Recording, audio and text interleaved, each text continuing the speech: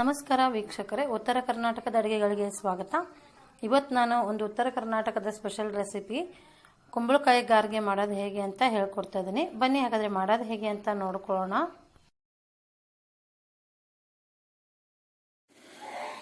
ಕುಂಬಳಕಾಯಿ ಗಾರ್ಗೆ ಮಾಡೋದಕ್ಕೆ ಈ ಕುಂಬಳಕಾಯಿನ ತುರಿದು ಇಟ್ಕೊಂಡಿದ್ದೀನಿ. ಇದು ಒಂದು ಅರ್ಧ ಕೆಜಿ ಅಷ್ಟಿದೆ. ತುರಿದಿರೋದು ಒಂದು ಬೌಲ್ ಆಗಿದೆ ಇದು. ಆ ನಂತರ ನಾವು ಯಾವ ಅಳತೆಯಲ್ಲಿ ತುರಿದಿಟ್ಕೊಂಡಿರ್ತೀವೋ ಅದರ ಅರ್ಧದಷ್ಟು ಬೆಲ್ಲ ತಗೊಳ್ಬೇಕಾಗತ್ತೆ. ಹಾಗೆ ಇಲ್ಲಿ ಒಂದು ಬೌಲ್ನಷ್ಟು ಗೋಧಿ ಹಿಟ್ಟನ್ನು ತಗೊಂಡಿದ್ದೀನಿ. ಇದು ಕರೆಕ್ಟಾಗಿ ಅಷ್ಟೇ ಒಂದು ಬೌಲ್ನಷ್ಟೇ ಹಾಕ್ಬೇಕಂತೇನಿಲ್ಲ. ಅದು ಕಲಸೋವಾಗ ಅದೆಷ್ಟು ಹಿಡಿಯುತ್ತೋ ಅಷ್ಟು ಹಾಕ್ಬೇಕಾಗತ್ತೆ ಗೋಧಿ ಹಿಟ್ಟನ್ನ. ಹಾಗೆ ಇಲ್ಲಿ ಒಂದು 4 ಏಲಕ್ಕಿನ ತಗೊಂಡಿದ್ದೀನಿ. ಮೊದಲಿಗೆ ಏನ್ ಮಾಡಬೇಕು, ಈ ತುರಿದಿಟ್ಕೊಂಡಿರೋ ಈ ಕುಂಬಳಕಾಯಿ ಏನಿದೆ ಅದನ್ನ ನಾವು ಒಂದ್ ಕುದಿ ಕುದಿಸ್ಕೊಳ್ಬೇಕಾಗತ್ತೆ. ಕುದಿಸಿ ಅದ್ ನೀರ್ನೆಲ್ಲ ಬಸ್ತ್ ಬಿಡಬೇಕು. ಈಗ ಒಂದು ಪಾತ್ರೆಯಲ್ಲಿ ನೀರ್ ಹಾಕಿ ಇಟ್ಟಿದ್ದೀನಿ. ನೀರ್ ಕುದಿಯೋವಾಗ ಈ ಕುಂಬಳಕಾಯಿ ತುರಿನ ಹಾಕೊಳ್ಳೋಣ. ಈಗ ನೋಡಿ ನೀರ್ ಕುದೀತಾ ಇದೆ. ಈ ಕುಂಬಳಕಾಯಿ ತುರಿನ ಹಾಕೊಳ್ತಾ ಇದ್ದೀನಿ. ಒಂದ್ ಕುದಿ ಕುದ್ರೆ ಸಾಕು, ಜಾಸ್ತಿ ಏನು ಅವಶ್ಯ ಇಲ್ಲ.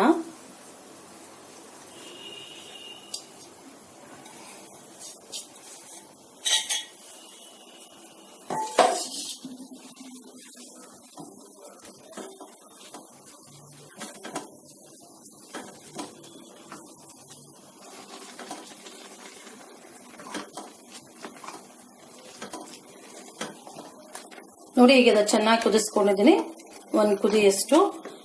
ಈಗ ಏನ್ ಮಾಡೋಣ, ಇದನ್ನ ಸ್ಟವ್ ಆಫ್ ಮಾಡ್ಬಿಟ್ಟು ಇದನ್ನ ಬಸ್ತು ಬಿಡೋಣ. ನೀರನ್ನೆಲ್ಲ ನುಣ್ಣಗೆ ಬಸಿಬೇಕು. ಒಂದ್ ಸ್ವಲ್ಪನೂ ನೀರಿನ ಅಂಶ ಇರಬಾರ್ದು ಇದರಲ್ಲಿ. ಹಂಗೆ ನುಣ್ಣಗೆ ಬಸಿಬೇಕಾಗತ್ತೆ ಇದನ್ನ.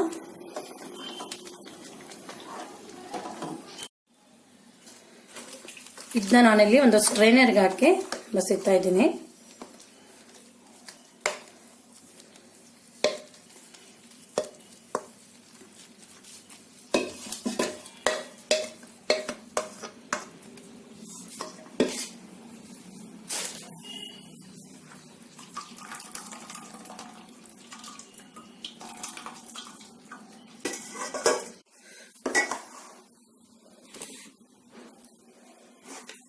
ಈಗ ಇದನ್ನ ಬಸ್ತಿಟ್ಕೊಂಡಿರೋ ಕುಂಬಳಕಾಯಿನ ಒಂದು ತಟ್ಟೆಗೆ ಅಗಲವಾಗಿರೋ ಒಂದು ಪಾತ್ರೆಗೆ ಹಾಕ್ಬಿಟ್ಟು ಇದಕ್ಕೆ ಬೆಲ್ಲ ಹಾಕೊಳ್ಬೇಕಾಗತ್ತೆ. ಇದು ಸ್ವಲ್ಪ ಬಿಸಿ ಇರುವಾಗಲೇ ಬೆಲ್ಲ ಹಾಕೊಳ್ಬೇಕು.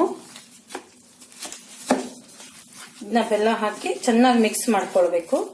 ಆ ನಂತರ ಬೆಲ್ಲನ ಚೆನ್ನಾಗಿ ಕುಟ್ಟಿರ್ಬೇಕು. ಇದು ಪುಡಿ ಮಾಡ್ಕೊಂಡಿರ್ಬೇಕು, ಜಜ್ಜಿ ಪುಡಿ ಮಾಡಿ ಇಟ್ಕೊಂಡಿರ್ಬೇಕು.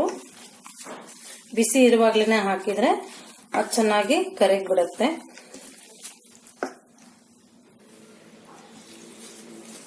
ಇದು ನೋಡಿ, ಬೆಲ್ಲ ಎಲ್ಲ ಕರಗಿದೆ, ನೀರು ಬಿಟ್ಕೊಳ್ತಾ ಇದೆ. ಇದಕ್ಕೆ ನಾವು ಹಿಡಿಯುವಷ್ಟು ಗೋಧಿ ಹಿಟ್ಟನ್ನ ಹಾಕ್ಬೇಕಾಗತ್ತೆ. ಇದಕ್ಕೆ ಎಷ್ಟು ಹಿಡಿಯುತ್ತೋ ಗಟ್ಟಿ ಆಗೋವರೆಗೂ ನಾವು ಹಿಟ್ಟನ್ನ ಹಾಕೊಳ್ಬೇಕಾಗತ್ತೆ. ಈಗ ಇದಕ್ಕೆ ಏಲಕ್ಕಿ ಪುಡಿನ ಹಾಕೊಳ್ತಾ ಇದ್ದೀನಿ. ಆ ನಂತರ ಅದಕ್ಕೆ ಹಿಡಿಯುವಷ್ಟು ಗೋಧಿ ಹಿಟ್ಟನ್ನ ಹಾಕೊಳ್ತಾ ಇದ್ದೀನಿ ನಾನಿಲ್ಲಿ.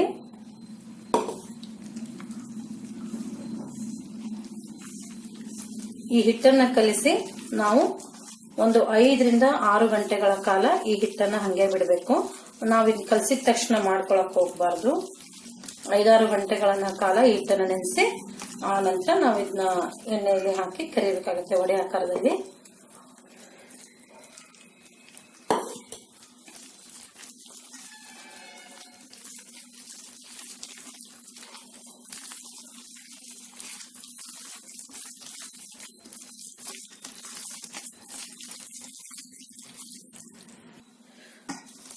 ನೋಡಿ, ನಾನು ಪೂರ್ತಿಯಾಗಿ ಹಿಟ್ಟನ್ನ ಹಾಕಿ ಒಂದು ಬೌಲ್ನಷ್ಟು ಹಿಟ್ಟನ್ನ ಹಾಕಿ ಒಂದು ಈ ಹದಕ್ಕೆ, ವಡೆ ಆಕಾರದ ಹದಕ್ಕೆ ನಾನು ಹಿಟ್ಟನ್ನ ಕಲಸಿಟ್ಕೊಂಡಿದ್ದೀನಿ.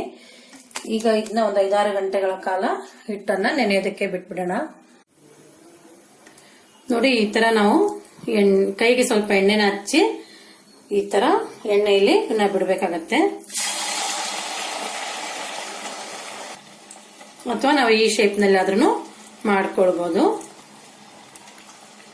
ಈ ತರ ಮಾಡ್ಕೊಂಡು ಕೂಡ ಬಿಡಬಹುದು. ಗೋಲ್ಡನ್ ಬ್ರೌನ್ ಕಲರ್ ಬರೋವರೆಗೂ ಕರಿಬೇಕಾಗತ್ತೆ. ಸ್ವಲ್ಪ ಮೀಡಿಯಂ ಫ್ಲೇಮ್ನಲ್ಲೇ ಕರೆದ್ರೆ ಒಳಗಡೆ ಚೆನ್ನಾಗಿ ಬೇಯುತ್ತೆ. ನೋಡಿ, ಈ ತರ ಹಿಟ್ಟು ನೆನೆದ್ರೆ ಚೆನ್ನಾಗಿ ಒಡೆ ತರ ಉಟ್ಕೊಂಡ್ಬಿಡತ್ತೆ. ಗರಿ ಗರಿಯಾಗಿ ತಿನ್ನೋದಕ್ಕೂ ಕೂಡ ಟೇಸ್ಟಿಯಾಗಿರುತ್ತೆ.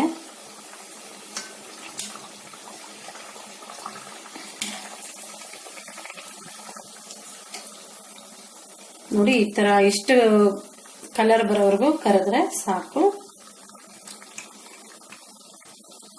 ಗೋಧಿ ಹಿಟ್ಟನ್ನ ಬಳಸಿರೋದ್ರಿಂದ ಇದು ಸ್ವಲ್ಪ ಕರಿಯೋದಕ್ಕೂ ಕೂಡ ಟೈಮ್ ತಗೊಳತ್ತೆ. ಚೆನ್ನಾಗಿ ಇದನ್ನ ಕರಿಬೇಕಾಗತ್ತೆ ಸಣ್ಣ ಉರಿಯಲ್ಲಿ.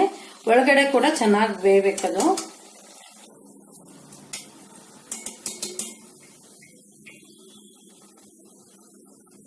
ಇದೇ ತರ ನಾವೆಲ್ಲಾನು ಮಾಡ್ಕೊಳ್ಬೇಕಾಗತ್ತೆ.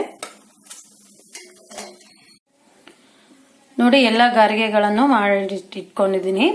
ಇದನ್ನ ನಾವು ಒಂದು 8 ರಿಂದ 10 ದಿನದವರೆಗೂ ಇಟ್ಕೊಂಡು ತಿನ್ಬೋದು. ತುಂಬಾ ಚೆನ್ನಾಗಿರುತ್ತೆ.